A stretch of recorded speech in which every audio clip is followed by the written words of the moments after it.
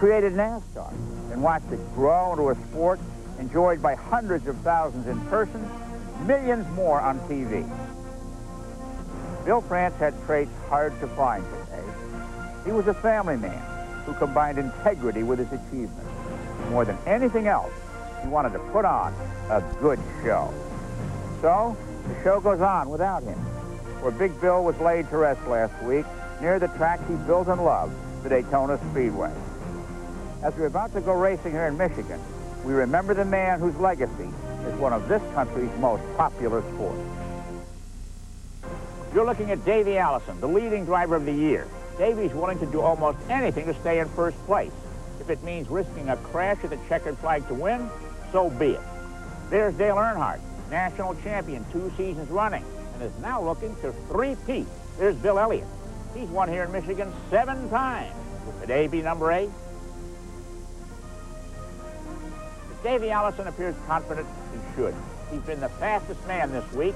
He's sitting on the pole, and at age 31, he has youth on his side. But 52-year-old Harry Gant is set to outduel him. Harry's on a hot streak over the past few months, and now everyone is just wild about Harry. Will Harry? Will Dale? Will Bill? Will anyone be able to beat Davey Allison?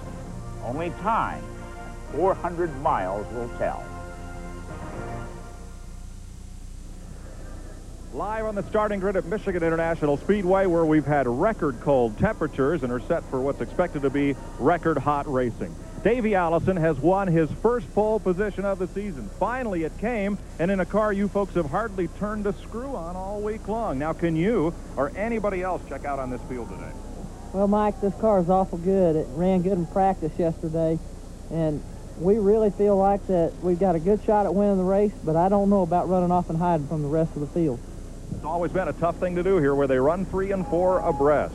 Now, let's go way, way back on the grid to Chris Economaki. You're looking at the national champion, Dale Earnhardt, starting back in 22nd position. Dale, no one has ever won this race from further back than 9th place. Can you pull it off today? Well, we've done some things like that in our career, but you know, we had a bad qualifying run, but we got to running as good as anybody else was running with Davey and Mark and them out in practice yesterday. Feel our chances are good. We just got to work hard to stay out of trouble and try to work our way up. Good luck to you. Now, let's go topside to our CBS broadcast colleague, Ken Squire. Every seat is sold. They stopped putting cars in the infield at 9:30 this morning. Hello, everyone. Ken Squire here, getting ready to watch 41 stock car drivers, the world's best, battle for $793,000 on this Father's Day. A day here in Michigan that's just about perfect for football. They say the temperature is going to break into the low 60s before the day is over. But you don't need to stimulate the heat in that battle in the point standings in Winston Cup racing. Take a look. Davey Allison stays on top, but Dale Earnhardt has fallen to 5th. In fact, 11 of the top 15 positions since last Sunday have been switched around. And the manufacturer's battle, Ned Jarrett, is just as intense. Yes, it is, Ken, and completely reversed from a year ago when we came here after the first 13 races. General Motors had dominated up to that time, winning 11 of the first 13 races, Ford only winning 2. Chevrolet got 8 of them, Pontiac 2, and Oldsmobile 1. But this year, it has been Ford's. They won the first 9. Then Chevrolet won, then an Oldsmobile won, and then another Chevrolet. But last week, Ford came back with vengeance at Pocono, Pennsylvania, took the first 3 positions, and I'll tell you, they're going to be tough to beat here today. In qualifying, they've maintained the first 4 positions. But this is a real good racetrack to race on. It's wide, speeds are very high here, and there's good reason for those speeds to be up. Neil Bonnet took a look at that earlier this morning. This is such a big, wide racetrack. You can put 5 cars abreast. As you see down at the start-finish line, there's 5 cars sitting across that particular area. And during the course of this race, it's not uncommon to see them coming through there at 170 miles an hour. The area I'm standing in is the old shutdown area where the driver started rolling out of the throttle, getting ready to enter this corner. But there's been a lot of changes since we were at this racetrack last. The back of these cars have had a great big rear spoiler added. A more height to it, more square inches, really nailed the back of the cars down. There's been one other great big change that's made a difference in speeds. This is the old bias tire that we used to run here all the time. It's real soft, flexible, moves around a lot. And then they came with this new radial. This thing is hard as a rock. Sidewalls don't flex very much. In turn, it gives you a lot more speed entering the corners. This is the old shutdown area like I was telling you about. If you'll look about 200 more yards down the racetrack, that area there is where you start rolling out of the throttle now. These tires and this spoiler have added a lot of speed, but it's added a lot more danger entering that corner. It's a lot trickier getting in there. The drivers are really going to have to be on their toes entering these corners. Let's go back up to Ken. 41 of them ready to toe the mark. Match those throttles up to 190 miles per hour. It's the midpoint of the season, and you're going to see it live on CBS. The Michigan 400's coming your way on this Father's Day. This CBS Sports Special, the Michigan 400, is sponsored by Ford and your Ford dealer. Have you driven a Ford lately? Goodyear, #1 in tires. And by Smooth Busch Beer and easy drinking Busch Light.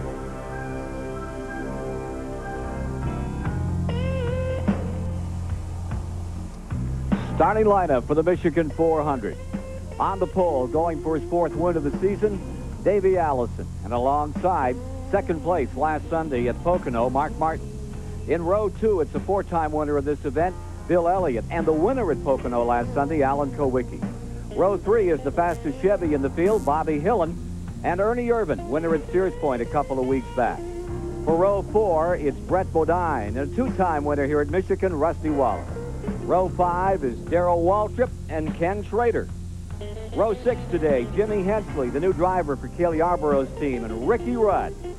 Row 7 is Dale Jarrett and Richard Petty. Row 8 is Greg Sachs and Bobby Hamilton, last year's Rookie of the Year. Kyle Petty starts on the inside of row 9, and the winner at Dover 3 weeks back, Harry Gant. Row 10 is Morgan Shepherd, the runner-up in the Daytona 500, and Terry Labonte. Row 11 is Stanley Smith, sophomore out of Alabama, and the 87 and 90 winner of this event, Dale Earnhardt.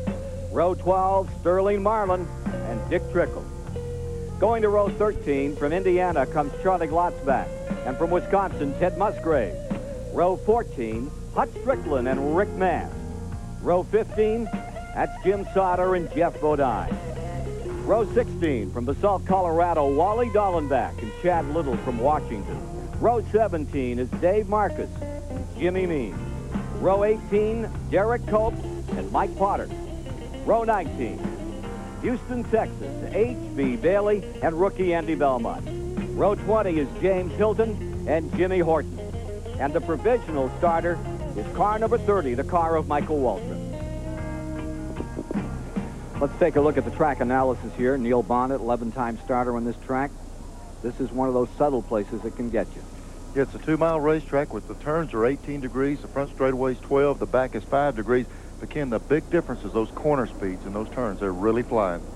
Purse for today, $61,365 to win. And that total purse escalating to some $800,000. There's a $60,000 bonus. If the pole winner comes home first today, let's go to Chris Economack. He was a bit more on the weather. 20 seconds ago, the sun was out. It's behind a cloud now. You can see the score has a blanket on her lap. Most cars are set up either for sunny or for cloudy weather. The sun has been in and out a dozen times here at Michigan in the last 30 minutes. When the sun is behind a cloud, you get 100 more revs out of the engine. When the track is bathed in sun, the cars slow down. Who's set up for what? And everybody is worried about their setup and the eventual weather. Back to you, Ken.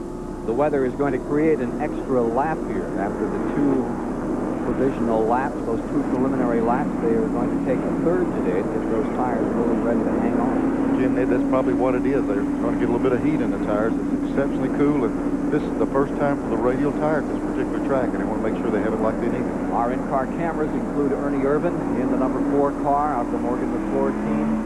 Dick Trickle will carry an onboard camera today, and Terry Labonte. Here's Dick Trickle, number 8 from the Stavola Racing team, with that camera up on the roof.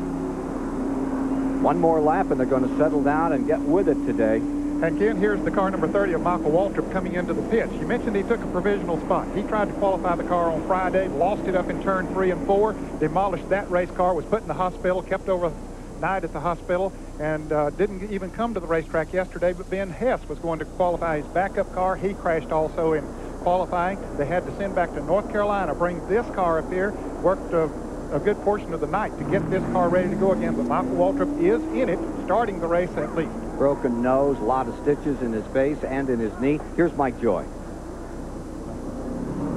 A lot of folks were surprised at Bobby Hillon's fifth fastest qualifying speed in a car, in a team that was just formed 8 weeks ago. But if you look closely at that number 31 car, it's black with a red interior, and the engines are stamped RC. That car comes right out of the same shop as Dale Earnhardt. One of his crew members is here helping out the Martin Bahrain team. Doug Hewitt's the crew chief, and the engine that he qualified with went so fast it went right back over to the number 3 truck after qualifying. It's not in that car today, but they expect to have a good outing here. That is a brand new car, Laughlin chassis in the number 31, Bobby Hillon, settling down to go today, the 28-year-old who had himself a victory back in 1986 at Talladega, settling down for that gentleman who originally got into racing through Bill France back in 1971.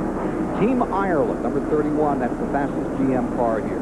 All right, we're settling down for a start. The issue is, can anybody contain Davey Allison as he brings that number 28 around?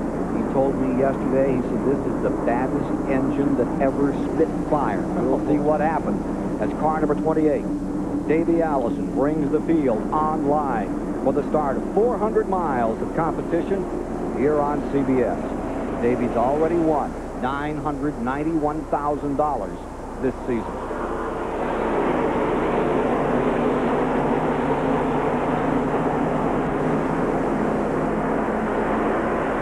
Break into turn number 1. Allison with that high line. Mark Martin trying to sneak along the inside. Makes it a 2-car Ford battle as they come out of 2 and head for speed.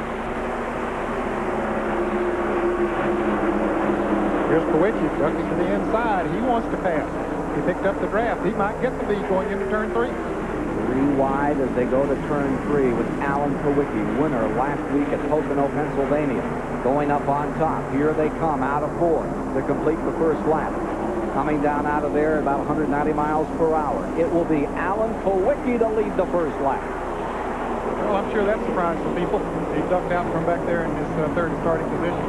Then I think the big surprise is in practice, nobody saw anyone pass Davey Allison. And for Alan to do it in the draft early like that, it shows a chance for somebody to race with Davey early. Back straightaway. It's Kawicki first, Davey Allison in second. Ernie Irvan trying to mix it up out there. He takes the GM car up into third spot. Maintaining fourth is Mark Martin, fifth is Rusty Wallace. Earnhardt from 20th position on the chart, trying to sort himself out. Here he goes, moving under Terry Labonte in the number 94. Labonte has been Mr. Consistency so far this year, in 6th place in the point standings. Down the inside, Davey Allison on the charge, going to turn 1. It's Kawicki on the high side, taking it back, and here comes Ernie Irvan on the rim ride. Irvan in the yellow number 4.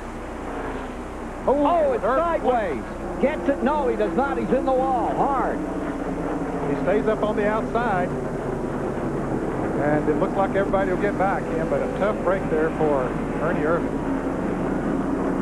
And several cars spinning back around him, saw him up against the wall, and Harry Gant went down the apron, a couple more cars. Terry Labonte's spun down there. Harry Gant, the 22 car, also involved. Sterling Marlin spinning. Back to the line they come with Alan Kawicki in front. While the number 7 car leads that lap back to the stripe. That was lap 3 complete. But the story of the moment is Ernie Irvan, who had himself a second place here a few years ago. Has himself a piece of the concrete. The Modesto, California campaigner who qualified 6th had moved into 3rd spot and was on the challenge when they got in trouble. Well, I'm sure they'll make some repairs on that Chevrolet Ken and get him back out and run as many laps as he possibly can for points, but he's not going to be competitive. No, but Ned, you'll have to agree, he did one heck of a job of keeping. He could have took out probably 10 or 12 cars with him, but he kept it right up on the wall once they got hung up. Watch here as you ride with Ernie Irvan in number 4. Getting on the outside, going in there outside of Davey. It's up in the higher groove. Did they touch a little bit, he and Davey, maybe? They did right there. He makes one correction and gets it back. Looks like he now it's going to go the other way. Yeah. You almost got it back, and then it whips back around to the right. That's when he got away from it.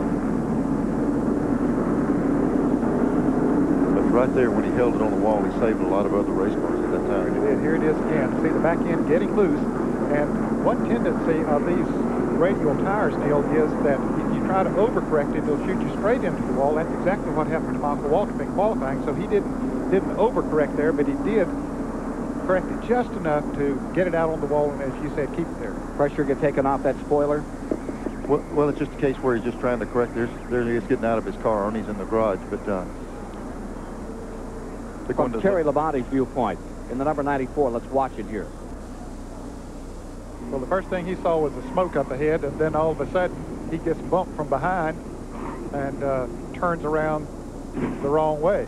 Heard the back end of his car back in the inside wall. And he has some severe damage on the back of car number 94. It is crunched on the right-hand side. Number 94 is pitting, dragging the bumper at this time. Yeah, you can see him bringing it through the grass back out onto the racetrack, as most of the other cars have gone by, but he was able to drive it around, catch up to the pack, and is in the pits right now.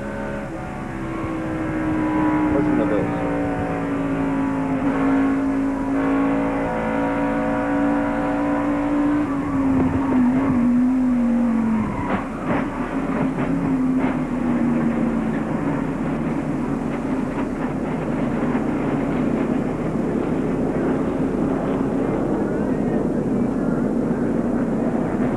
Another angle of it. It did look like they got together right coming off the corner.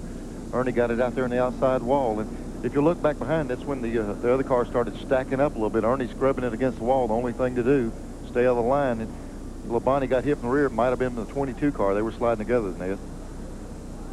Another look of what happened to the 1991 Daytona 500 champion, Ernie Irvan. Well, you can see Mark Martin right up there with Davey Allison, and I believe Allison and Ernie Irvan do touch just a little bit. It doesn't take much when you're coming off of the corner, and it sends Ernie into the wall. And most of the cars get by, but when everybody puts their brakes on to avoid what's in front of them or slows down, then maybe somebody else didn't see it and they get hit. That's what caused the spins behind them. And Ned, as you mentioned earlier, too, standing in the gas off the corner there, that little field with a radial, they can't hardly tell when they correct it back, and once it breaks loose, they can't get it back. The guy's driving, but the seat of the pants field is not there on these radials like they had before. Let's do it in slow motion for just a moment as we get one lap to go before they're going to turn them loose once again. And Neil, take us through this. Tell us what a driver's thinking about when all of this is breaking loose around him. Let's get him going here. We'll see what they've got when you get down in the corner here. Here he is. He's on the outside of Davey. He's concerned about staying up behind the car of Alan Kawicki in front of him. He's standing in the gas. You heard him get in the gas a while ago, and he's driving the car, but all of a sudden he's going to get a little bit of a tap right here coming off the corner. Him and Davey got together for whatever the reason, and the back of the car is going to come around. Okay, he's correcting to the right. You see that the driver's instinct is to correct right. He comes back left. He knows the thing's getting away from him now. He's got to get it back over the right. When he gets it on the wall, he holds it over. But right now, all he's concerned about is, hey, is this thing torn up too bad? They'll slide down that wall, and the first thing you see him do is re-crank it again and get in the pit. So even though it's torn in a million pieces, he's concerned about getting back in the race and finish and not how bad his damage is. Chris Economaki is standing by with Ernie Irvan. Ernie, it's a tough way to start the race. How did you get into the trouble back there? Well, I drove in on the outside of the 28 car, and I don't know if he got loose or what. Got in my quarter pound.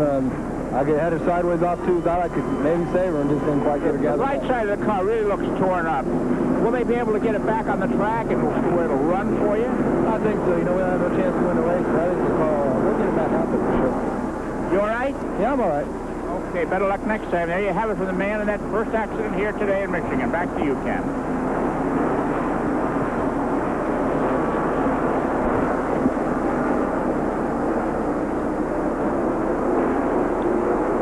Coming down for a restart with 5 laps complete. At the stripe, Alan Kawicki brings them across. Call that 6. Clock goes up a lap. 6 laps complete. They only had 1 caution in the entire 400 last year. Here are some of those cars that were involved in the accident. Harry Gant and Terry Labonte. Gant was one of the fastest cars in practice yesterday afternoon. He really felt he had a good race car for today, but I'm sure that the damage that's been done to his car is going to affect his performance. Well, the one that's really damaged is the 94. That's badly torn up on the tail section's right rear.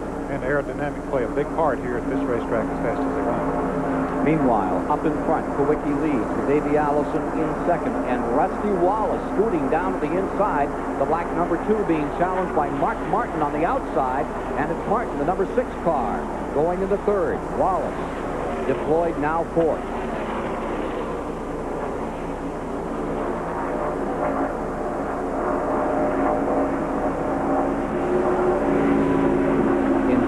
Terry Labonte's car as he works with Michael Waltrip. The injured Michael Waltrip making a run, pulling up on James Hilton out here at number 48, that Velcro car, built back in 1985 for Bobby Allison, the old Stabola car. Boy, Terry got up there and had nowhere to go. He just had to run up there and slow down. Battled for 31st back there. And that was quite a gesture. He was motioning for James Hilton to move over. You saw Michael throw his fist up. He's wanting a little bit of racing room. Meanwhile, for the lead, Davey Allison going at it. Right with him comes Alan Kowicki. Mark Martin back there in third. Then you see Wallace, the black number 2, in fourth. Working lap number 9 at the present time with Kowicki trying to make it 2 in a row after that brilliant victory last Sunday on the 2.5 mile at Pocono, Pennsylvania. Greenfield, Wisconsin. Alan Kowicki being challenged on the inside. Here comes Davey Allison. Says this car. Ooh, they almost touch again in fourth. Yeah, Allen's car seems to be going a little bit high in the turn. I don't know if it's pushing or what, making it right up in the turn. Of course, he is able to get a good run off the turn. Ed, what I was concerned about was looking at Davey Allison's car. The right front tire is solid yellow where it got into the Ford car, and it's easy to bend that front suspension up, and I was kind of concerned to see if his car was as good as it was when the race started. Notice back there in fifth spot is number 11, Bill Elliott. Meanwhile, watch Earnhardt in the number 3 as he continues his charge, moving up through the field. Well, he's got a couple of pennies to deal with there now. That's Richard in front and Kyle on the outside, and here comes Morgan Shepherd making it 3 abreast going into the turn. Can they make it? Kyle backs off. That was a smart thing to do. Shepherd might get the position, but Kyle Petty didn't want to be on that outside going into that turn 3 wide. Battle for 13th right here. Boy, that's what's so good about this racetrack. These drivers can get here and really take charge and run their race cars anywhere they want to. Notice that Richard Petty comes up into 12th position. That's a good qualifying spot for today's race. Right now, the number 43 looking strong. So we've completed 10 laps. 10 are down. Meanwhile, in front, Kowicki stays there. Martin now goes to second, and Davey Allison into third. Mr. Wallace is fourth. Fifth place is Bill Elliott. Right behind him comes Brent Bodine in 6th. Ricky Rudd is in 7th. Walter to 8th. Ken Schrader running 9th. And it's Bobby Hillin, who started in 5th position in that Chevrolet back now to 10th position. He's dropped back 5. CBS Sports coverage of the Michigan 400 will continue after this message and a word from your local station. Back with our live coverage here at Michigan International Speedway this afternoon, where we're working lap number 15. Alan Kowicki out in front there. You see Mark Martin roosting in 2nd place, and right behind him, Davey Allison, the 28, is 3rd. Further back in the field, here's Dale Earnhardt making a run. That's the battle for 12th position. Sachs in the number 41. The yellow car on the outside is in 12th, and trying to take it away right now is Earnhardt. Remember, he started well back 22nd starting position. The number 21 car is Morgan Shepherd, who is also on the hunt here this afternoon, having come from 19th. That's the Wood Brothers car. Earnhardt makes the move on the inside of Greg Sachs. Going into turn 3. And here's Mark Martin really working on Alan Kowicki for the lead. He's working on that steering wheel, Ned. Did you see the looseness in his car? The back end broke a little bit on Mark, but he's hustling that thing. He's trying to take the lead. Ford 1st through 3rd. Pontiac in 4th. Bill Elliott's Ford in 5th. In Alan Kowicki's pit is Mike Joy. Ken, you were wondering about Kowicki's choice of line through the corners. His crew chief, Paul Andrews, told me that the car is comfortable up there in the middle and high part of the racetrack. He hadn't been under any pressure to put it down on the bottom, so he's running it where it works well. Also, Harry Gant received only minor cosmetic damage back in that accident. Gant has passed a dozen cars since they dropped the green flag again. From the rear, he's back to 25th position right now, Mike. Here comes Davey Allison again, scooting down the inside, defending champion in this race. Last year, he and Hut Strickland battled to allow 12 laps to go before Davey pulled away. Got himself a pretty fair advantage. But you see, when Davey got to that turn, he did get around Mark Martin, but he didn't really have the line that he needed going into that turn. Here comes Martin back up on the outside. Does he have room? I guess he did. He made the pass. That's what's so good about this racetrack. You'll think on a lot of tracks you take that preferred line away and the guy doesn't have any advantage to come back. But this place you just hold the throttle down, drive right back up the side. Of course, when you do it on the outside, you hope that he doesn't just drift up there and push you in the wall. Like we saw a while ago a little bit.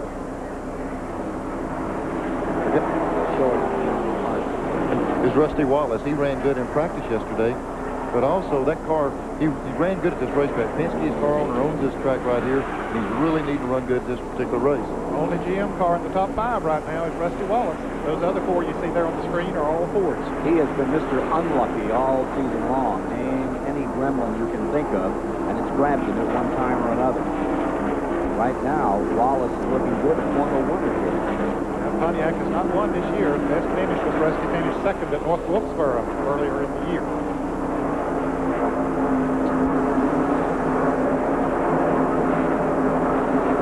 First to fifth, just about a second apart. Now there's Hutch Strickland. What a move he's been making. Hutch coming back on today from 27th up to 16th.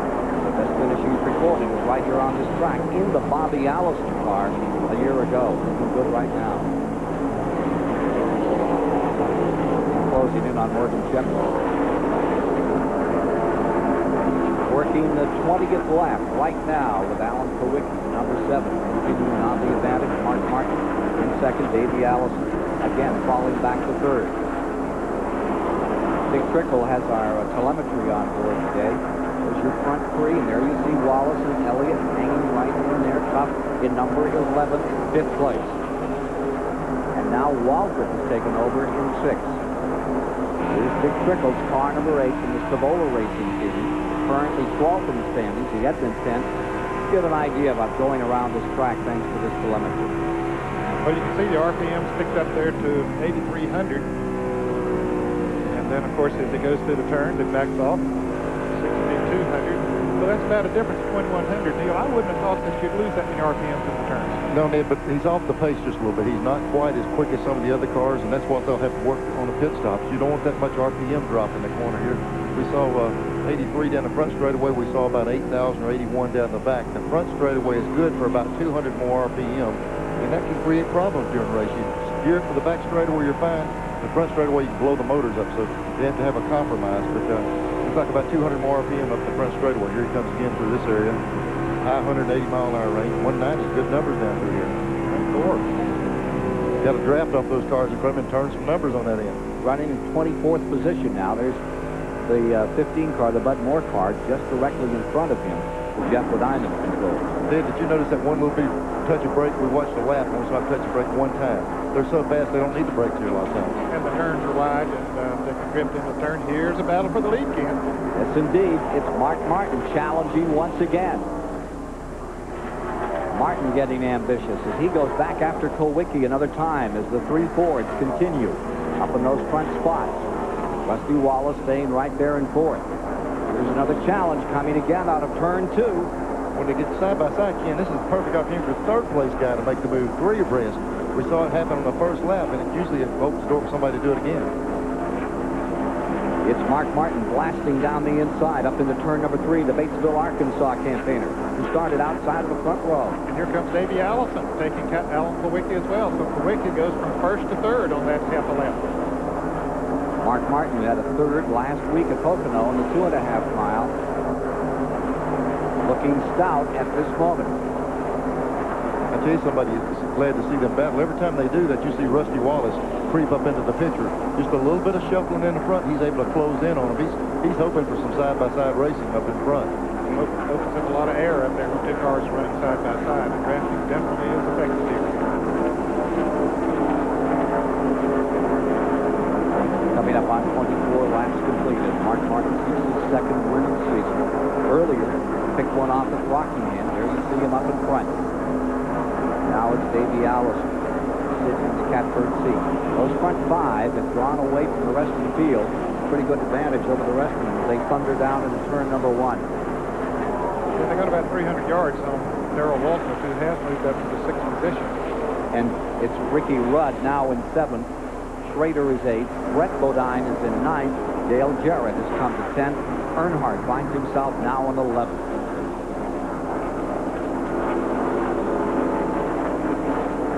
Starting to lap some of the slower cars. With the big numbers, the front guys are turning. They're turning some fast laps right there.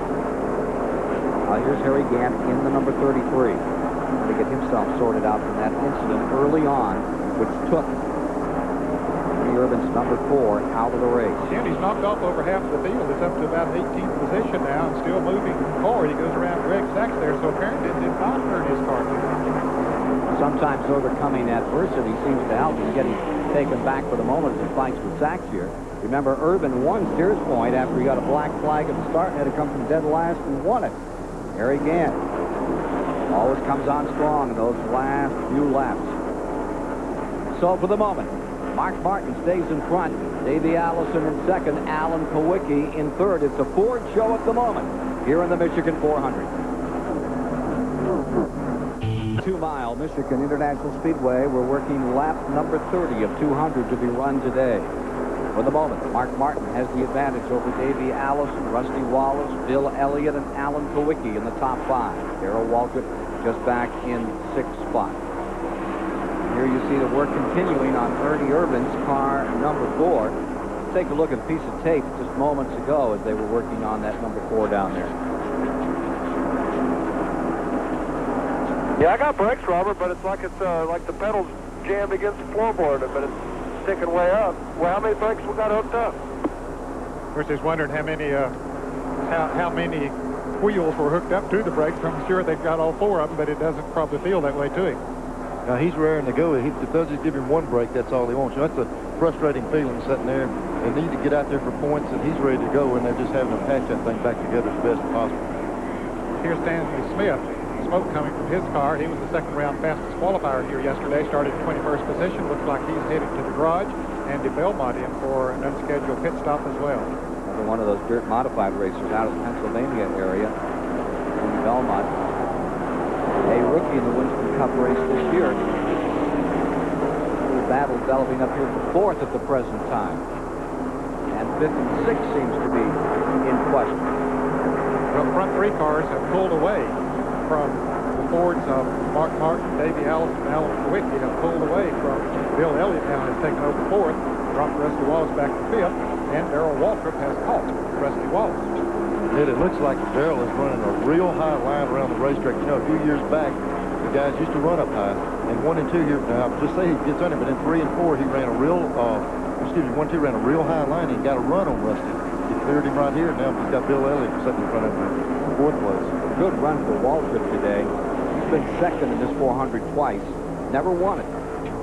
82, right behind Cale, and 85, Bill Elliott was dominating. Darrell Waltrip in 17, moving away now from Rusty Wallace. That's that high line I was talking about. Everybody's running low in 1 and 2, entering 4. He runs high in 1 and 2, and then was able to get in the bottom also, but he's really getting a lot of momentum off the corner down the back straightaway. That battle is about 4 seconds behind the leaders. Mark Martin, Davey Allison, Alan Kawicki.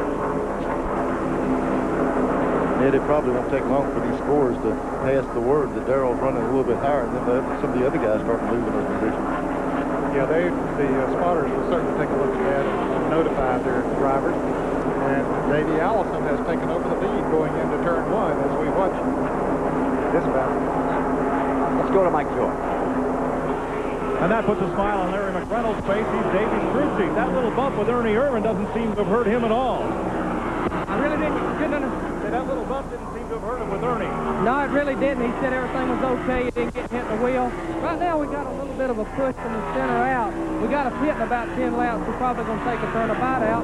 See what happens. There's an awful lot of strong cars out there today, though. The sun comes and goes. How's that going to change his race car? Well, the temperature is really not changing, so I don't know if it really is going to affect it. You know, the car seems to have the same characteristics it did yesterday, real overcast, so I can't say it's going to play a big part unless the temperature really goes up or goes down. So they're playing a pat hand. There's Ernie Irvin coming back on the track after 23 minutes, 42 seconds on pit road. Ernie Irvin pulls back out after that problem up in turn number 2. I'll tell you what's unique after going out like that, Ken. You go out and the guys will say, "Oh, just go out there and ride slow and get points." But that thing was torn all to pieces. He'll be riding slow at about 150 miles an hour to stay on the racetrack. Up to speed. He's not up to speed yet, but he'll feel it out. And if it gets feel like he's capable, he'll step the pace on up on its own. Important for him. He stays 10th in points as he came into today's race. The question is, can he stay there when this one's over? It's going to be tough unless there's a high attrition with the points so close among those top 15. Take a look at number 4. Badly beaten up.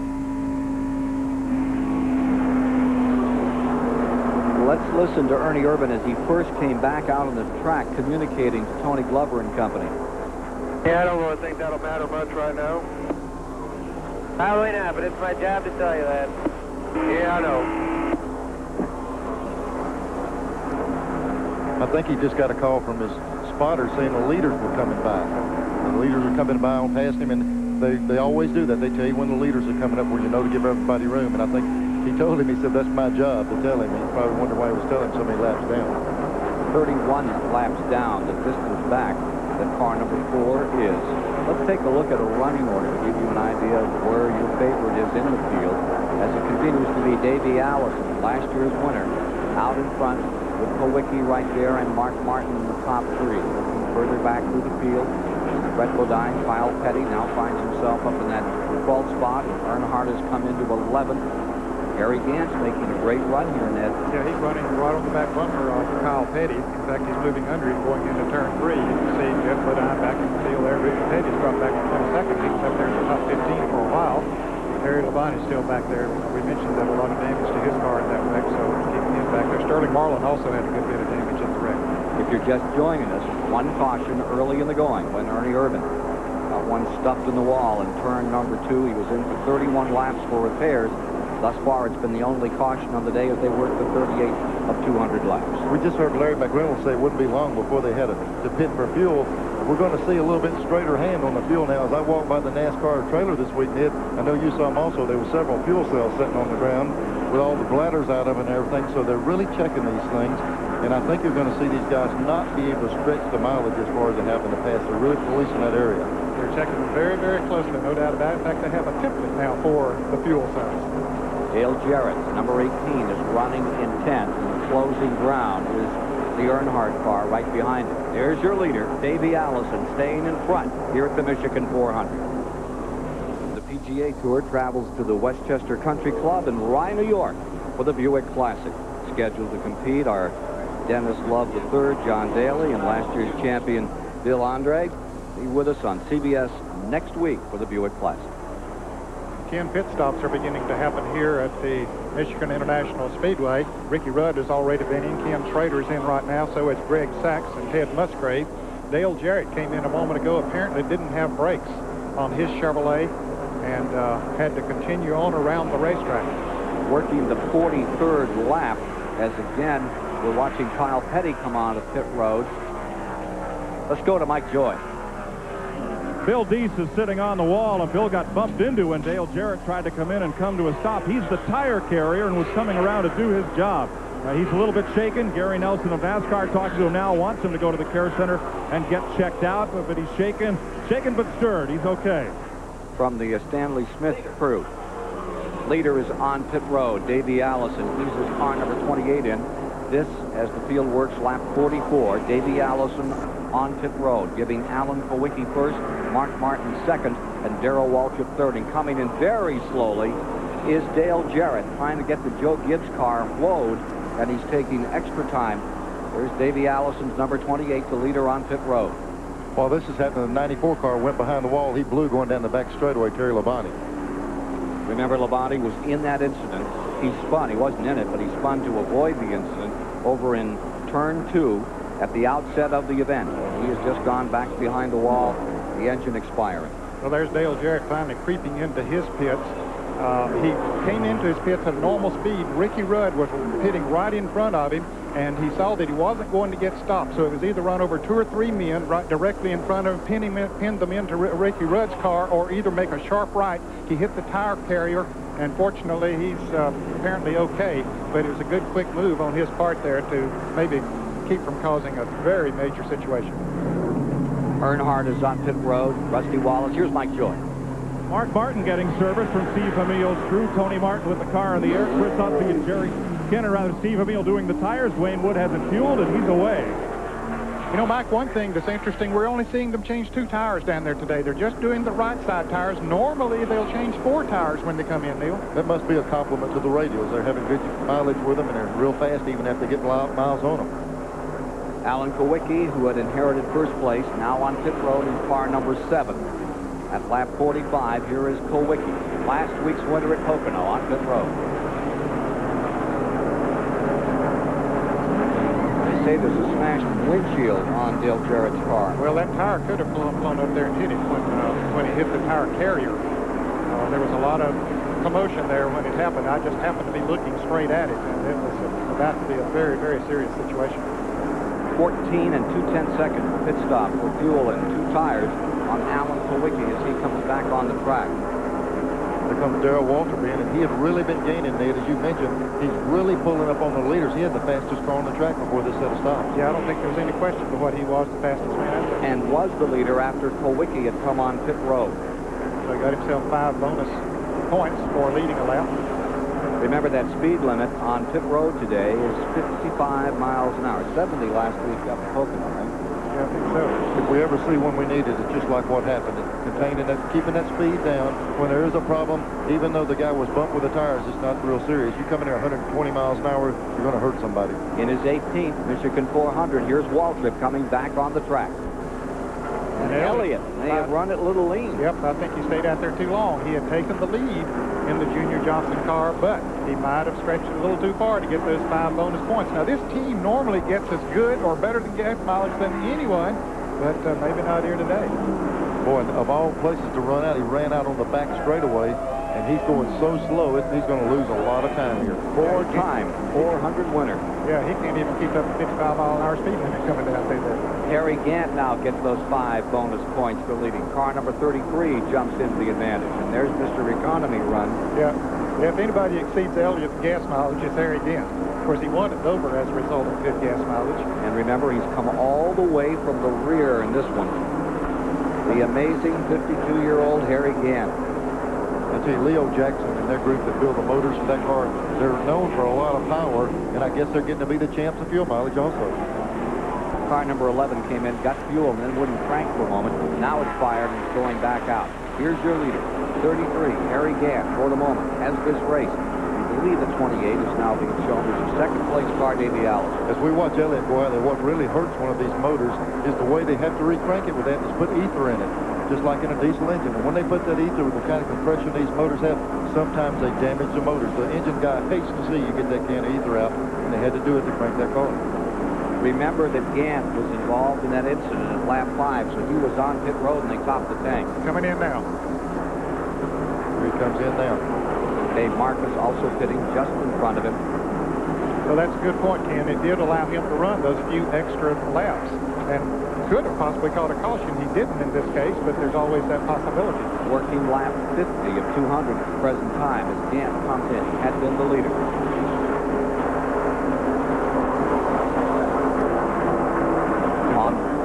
No, excuse me, not only that, they're showing the 22 car, Sterling Marlin, in 3rd place, and he was in that early accident running at a reduced speed, and he's in good shape if they have a caution. Well, but he just came into the pits a lap ago, so he had stretched his as a result of topping off when he came in at that time. So I think even those cars that made those pit stops then have had to come in. New Jersey's great dirt modified driver, Jimmy Horton, just came back out. And here comes Gant back onto the track as Davey Allison in the 1st place.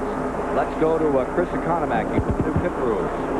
Well, you know, the double nickel, the 55-mile-an-hour speed limit on pit road isn't all the regulations that have to be observed by pitmen. Here's NASCAR's chart. If the front end gets over the box, you must back up before any work is done or a 1-lap penalty. If the right front tire is outside the box, you must back up before any work is done or incur a 1-lap penalty. Going in this way, there's no penalty. Over here, if there's 2 tires outside the box, you must go around, or if work is done, incur a 1-lap penalty. They've organized the pits to a high degree here in the interest of safety. Back to you, Ken. That's back in the garage area. NASCAR on their bulletin board together, looks it up on the bulletin board, and folks know what the penalties are going to be. And they've got it worked out pretty well. Yes, they have. They make sure they post that thing in a place where you can say, I didn't see that. They make sure you see it every week. There's Davey Allison in front, Mark Martin in 2nd. How are the pits going? We're up to the midpoint of the season. This is the 14th race in Neil Bond. And how's Gary Nelson done? What's the report card on him? I tell you what, I think everybody was waiting for Gary to stump his toe because at Daytona, you know, he was really popping the whip and making them straighten the cars out. And in past years, I'd seen him at Daytona make them fit the templates, make them do this with 5 or 6 races into the season. You'd see him back kind of loosening back up. Gary Nelson has not loosened up.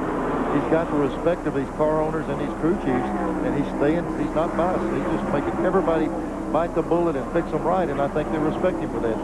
The cars are straighter than I've ever seen them this late in the season, and there's not a lot of rumbling. Everybody's doing the same amount of work, and they respect him for policing this so strongly.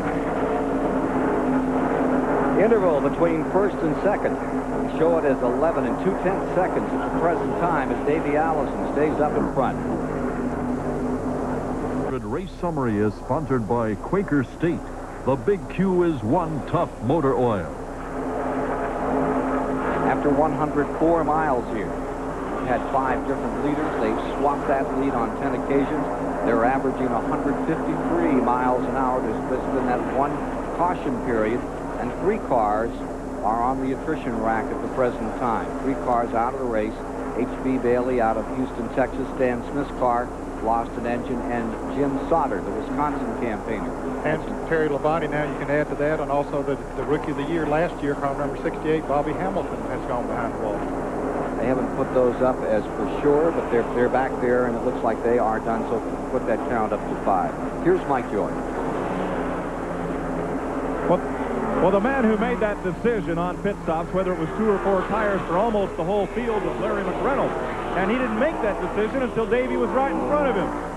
You agonized over that decision for 2 tires or 4. Well, yeah, we debated about it, and then what I was thinking, I knew there was some cars out there that could run 7 or 8 laps further than we could.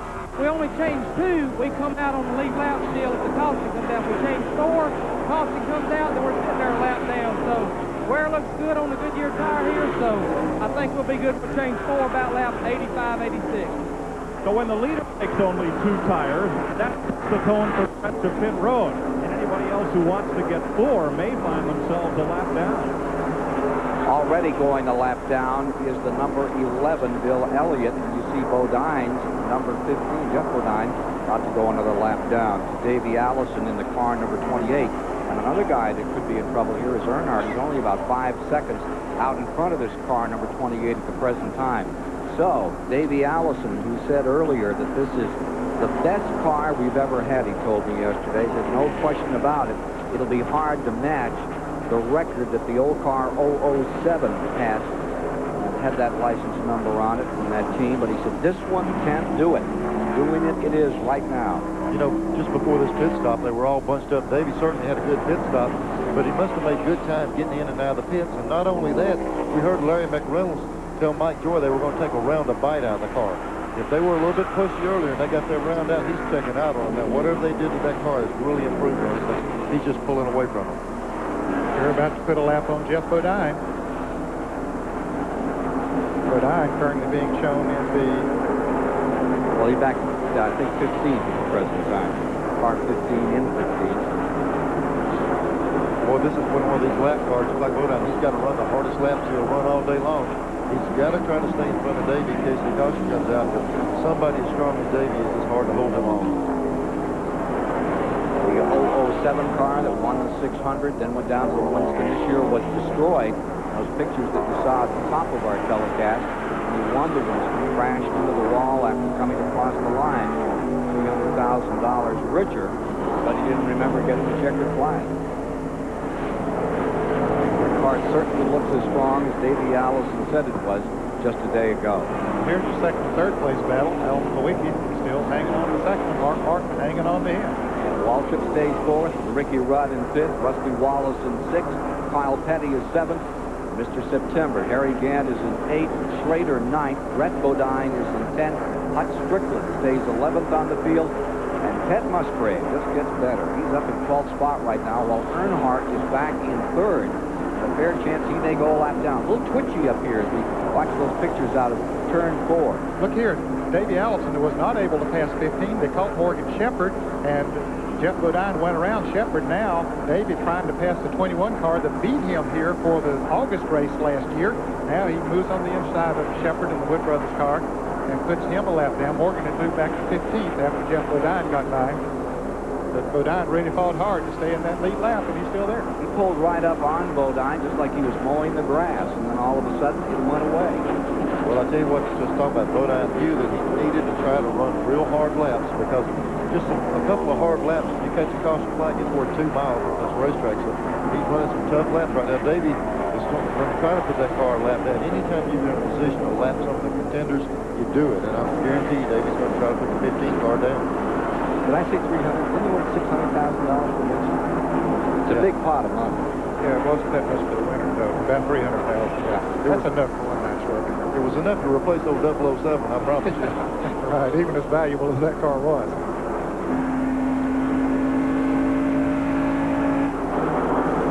Well, he's up there now working on Bodine again. Davey Allison stays in first and draws away with 63 laps now complete. Kowicki maintaining that second spot and on a very strong roll. Allison coming into today's race as defending champion, leading in the point standings by 21 over Bill Elliott. Chris?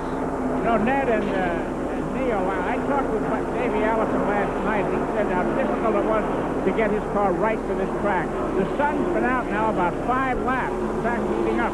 I wonder if that might be his problem. Well, it certainly can make a difference on a race car, Chris. There's no doubt about it, and how the tires adhere to the turn, and which will result in speed on the racetrack. And yeah, it's very possible with those only 2 tires that they put on the right side that might make a little bit of a difference once that sun has come out. Now he finally has moved around the car number 15 of Jeff Bodine. Mike Joy? Again, looking at the lap times in Davey Allison's pit, I don't think that he was running that slowly. It's just that suddenly Bodine was running pretty well. The fastest couple of laps that Davey has run lately were 41.99s and 92s, and that's when he was running right with Jeff Bodine. So I don't think Bodine was much holding him up. Also, Michael Krenifus, who's standing here in Davey's pit, he's the head of racing for Ford. And Davey might have taken just a little extra time getting around that other Ford. No, you wouldn't believe that, would you? No, I guarantee you, Davey Allison is not asking Michael Krenifus which car to pass. He's just kind of picking them off one at a time. When you're driving those cars, the next guy in front of you is in the gun sights, and you're going for him. Well, this is one of the top Ford cars that slowed dramatically going into turn 1. Brett Bodine in the Kenny Bernstein entry has slowed. He's going into turn 3 right now. He just went a lap down to the leader, but he's certainly not up to speed. He had been running in 11th position, Brett Bodine. Problem there. But the engine's a miss. 65 laps are now complete. Ford sweeping the top 3 spots on the leaderboard. Allison, Kowicki, and Martin. Then it's GM, 4th, 5th, 6th, 7th, 8th at the present time, and 9th. With Waltrip, Rudd, Wallace, Kyle Petty, Harry Gant, Ken Schrader, 9th. Hutch Strickland Chevrolet is in the 10th. Misfire on car number 26, they're reporting. Looks like it may have swallowed the valve. Yeah, it definitely sounded sick when he came by. He stayed out on the racetrack. We saw Bill Elliott go by him there. So he's going to stay out there and make as many laps as he possibly can. There goes Morgan Shepherd by. But another bad day for Brett Bodine and Kenny Bernstein. The Andy Belmont car out of Pennsylvania moving around. Staying in this thing. CBS Sports coverage of the Michigan 400 will continue after this message and a word from your local station. This CBS Sports Special, the Michigan 400, is sponsored by Quaker State. The Big Q is one tough motor oil. Tinactin, get the medicine that acts tough. Tough actin, Tinactin. And by Pringles, so fresh, once you pop, you can't stop. 70 laps are complete. There's been but one caution thus far as we get these pictures from the machine being driven this afternoon by the great short track champion, Dick Trickles, who closes in on Richard Petty. Trickles' day, they lost a car out here attempting to qualify. It's running 19th. Rusty Wallace has slowed coming into the pits. This is an unscheduled pit stop, fellas. Something is wrong. That's the 6th position car on the field. Rusty Wallace, former champion of this race. Looks like an engine may have caved in on car number 2 as they cranked those GM cars. Remember last week at Pocono, a lot of them expired. Looks like the same thing may be true today, Ned, that they're twisting those GM cars so hard to catch those Fords, they got caught up with last week, and it happened again here. They're turning a lot of RPMs. There's no question about it. Of course, when you crank them up, turn more RPMs, you're putting more strain on parts of the engine, valve train in particular, and we see we're pushing Rusty Wallace's car back now apparently into the garage area. And yeah, that can certainly contribute to the engine problems. And I think the 2 races that Ford won, they realized if they, the Chevrolet won, if they turn them up, they could race the Fords. They cranked them for a couple of races, and then it fit them at Pocono, and they pull in a lot of gear here today. It's going to be questionable how many of them can run at that pace without slinging the valve train out of it. As they work the 73rd lap, let's give you a running order through the first 140 miles of competition as Davey Allison continues to blast through this one, trying to win it 2 years in a row. Won it over Strickland last year, dramatic style, then came back here in August and had one of the best races of the year. Got beaten by some kid down around Hickory, North Carolina, named Jarrett, about 3 inches. The biggest standing ovation here that day, as I recall, wasn't for the guy that won it, for his father. They saved one up from Father's Day for him. Well, it was quite a feeling, Ken, to the reception that the fans gave when we walked down from the broadcast booth. Well, here's Davey Allison working on Dale Earnhardt. He wants to put him a lap down. Earnhardt will certainly fight him as much as he can. He'll give him racing room, but he'll have to take it. And remember that Earnhardt had just moved up into 11th spot with the failure on car number 2's engine, eliminating Wallace from the day.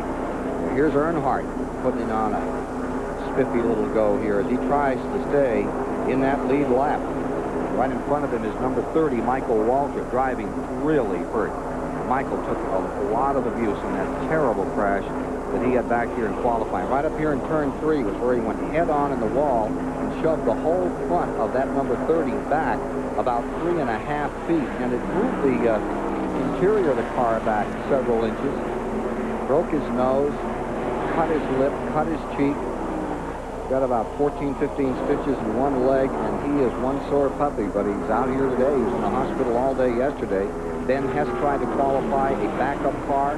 That was crashed in almost the identical spot. He backed it into the wall. So now they've brought out this new number 30, which is really one of their better cars. It is set on the pole, I believe, at Dover, Delaware, and ran so well at Darlington. That's that yellow car, just the top side of the picture, getting run away from right now by Davey Allison as he tries to put the lap on Earnhardt. Here's Chris. You know what it was?